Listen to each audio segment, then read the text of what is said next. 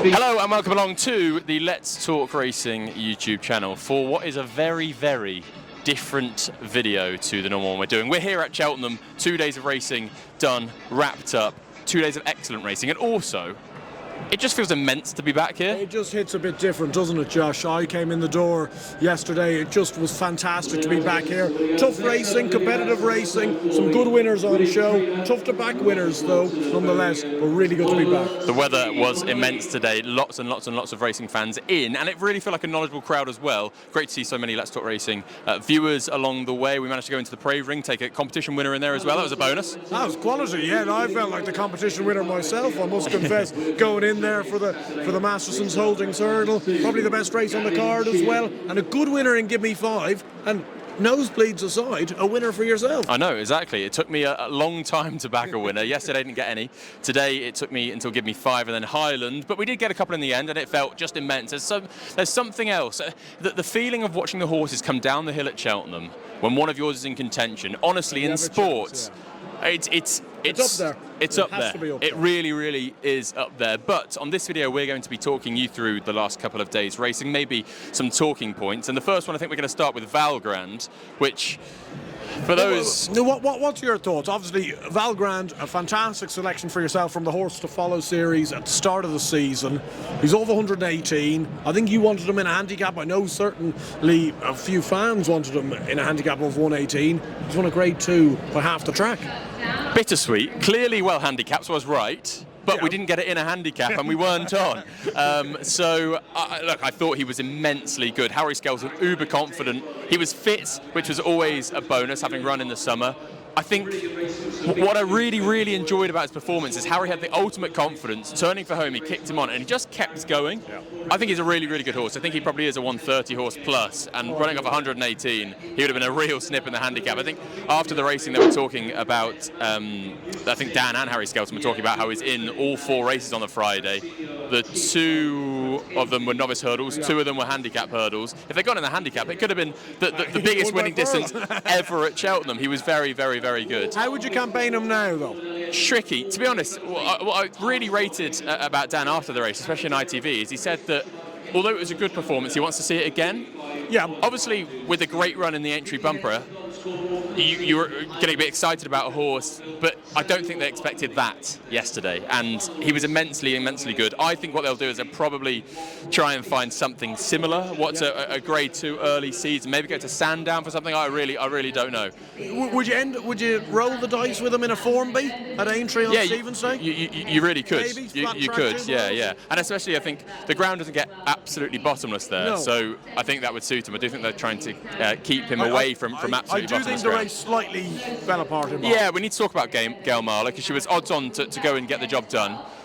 Just never really seemed like she was going with that much exuberance. No, exactly. She had a break, as we discussed in the preview, and it just was constantly behind the bridle. I know she wears the cheek pieces. She's usually a very honest mare, and I just felt you'd have never been happy if you'd taken the short odds, and it was an ordinary run from her. She's a lot better than that. It was. I think that Valgrand's good. I don't think she showed quite what she's up to. On the same day, Potter's Charm was very, very, very impressive in the 2.5 mile novices hurdle for Nigel Twiston-Davies and Willie Twiston-Davies.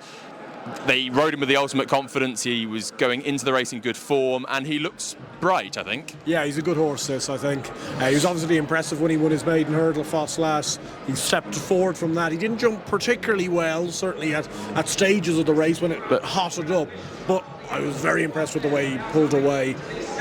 He's got to improve if he's going to try to match it at Grade 2, Grade 1 Absolutely, level. Yeah.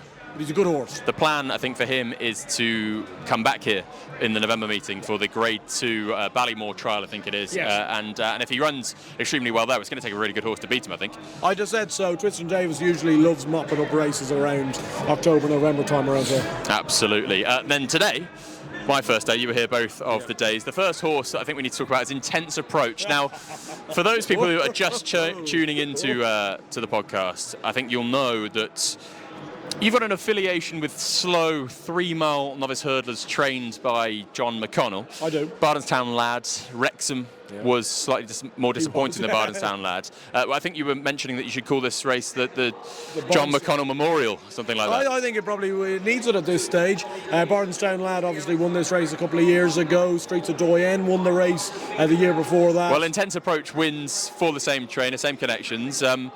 Is he not? Now, Here we go. It's hard to put a ceiling on his ability. Obviously, he was put in his place in the Persian War. Is the better horse than Bardenstown lad? No.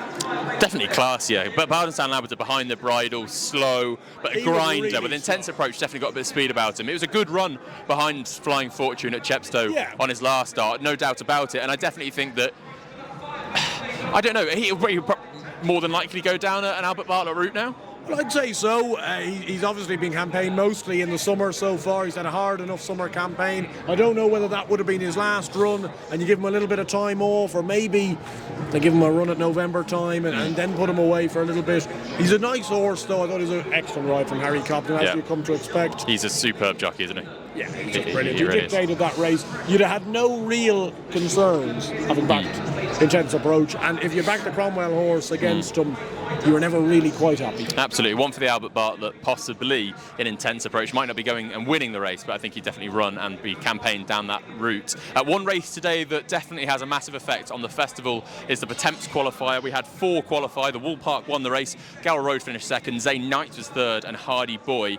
Now, to be honest with you, I think with the Wool Park coming down the hill, Gordon Elliott has a real knack of getting horses to place in this race, qualify for the Pertemps final, then run a massive race. I think he did it with Salvador Ziggy. The Wool Park coming down the hill, I'm not sure. I thought today was the day, and then he goes and wins, finds himself in front, and he was actually very impressive. He is. He's a rapidly improving horse. He's won a couple of times at Galway. He stays really well. It's whether a case when you look at the Pertemps for him, you know, at what stage is the improvement going to stop? Absolutely, at what stage is the handicap going to really weigh him down?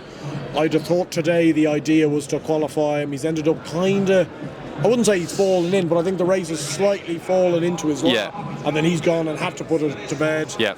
He did, and he did it impressively. He's a good horse. I wouldn't be sure whether he can win a final now because of the weight he's going to have. Any of those in there that tickle your pickle for a Cheltenham Festival Pertemps? Zane Knight's definitely. Really interesting. Yeah, really interesting. I thought he ran a nice race. Improver last year, good flat horse, stays well. I think they'll have only one meeting in mind. Very interesting. I suspect the Wool Park will now be seen next in March. Yeah, they did that with Salvador Ziggy. Right, 2 more horses to talk about. Givemefive on the Holdings hurdle. But yeah, first winner of the meeting. It was a nosebleed stuff, as you say. Givemefive goes and wins. He had the prep run at Haydock. I think for me, I looked at the front 3, and Dodger Long had come in with the summer form. He was banging form, really good at Chepstow a couple of weeks ago. And then you had Bottler's Secret, who I actually possibly thought was the best horse in the race. Didn't seem himself today. He didn't travel with that much exuberance. But obviously, first run of the season, you can probably forgive him that. He's ran well. Where the Givemefive, everything seemed to go right. He was fit, battled up the running. I know there was a couple of hurdles omitted, which was a slight disappointment, but a good horse. I think Bottler's Secret and Givemefive, 2 really nice horses. They're lovely horses. Bottler's Secret, I think, you know, at the end of the day, probably good ground counted against him. I think he probably needs 2.5 miles on good ground, 2 miles on soft ground perhaps. Dodger Long, as you say, he brought that Chepstow 4-year-old handicap form. He ran a super race. Good to see the Dickens with a nice horse. And look, when you think of the winner, I don't know with Givemefive, how do you campaign him now? He's kind of between a rock and a hard place. Yeah, I suspect he's going to... Would you run him in a county hurdle at the end of the season? Possibly, but Harry's got the Brentford Hope, who's going to, I think, go down the route of those elite hurdles and stuff like that. I suspect after a run like that, you'd be tempted to give Givemefive a go in a race like that, maybe one of the lesser 2-mile graded races. I think you'd have to. Yeah, no, he well deserves his place. As you said, he had a good prep run at Haydock. He was good today. He was. I mean, I was thinking, what's the race at Newbury for the young horses? The Jerry Field. Yeah, I was thinking maybe a race like that. But I think, very good share. But I think Harry Durham's maybe. But Harry Durham's already got Queen's Gamble going there, so Givemefive probably won't run. The last horse we need to talk about is Highland, who I actually thought was very impressive on Chase debut. A really good handicap hurdle. He ran a great race in the Pertemps, but this is possibly a real improvement over fences? Yeah, he was nice today, jumped well again. You know, a couple of omitted fences doesn't help. They didn't jump as many as you'd like to have seen. He was good. I thought the race was very ordinary though. Okay, so not one really to take forward. Well, Theatre Man is becoming a little bit tripless. I really fancied him for a plate last year. He was disappointing. Moon d'Orange, who I backed, he's just a one-pace horse. One pace. So Highland, I actually thought he was quite impressive, but there were my two winners of the meeting. Did you enjoy it overall? Oh, it's class. It's great to be back here. Yeah. Good to, when you're clapping in the occasional winner, there's no better feeling when you get to walk down those steps and you clap a horse in. Oh my goodness. Absolutely. You need to go and get yourself to the fish. I do. I am going to go home and tuck myself up. I've got work soon, which is going to be slightly. You're a sobering man these days. I am. I've behaved myself today. I have to lead the charge these days. He does. But honestly, thank you very much to Cheltenham for sorting us out today. Amazing to get the chance to do this here as well and have a chat with you. And just very much looking forward to what this season could be, and hopefully plenty of more days like this. Yeah, it's quality. Fantastic to be here. Really have enjoyed it. A brilliant start. Cannot wait to see you soon.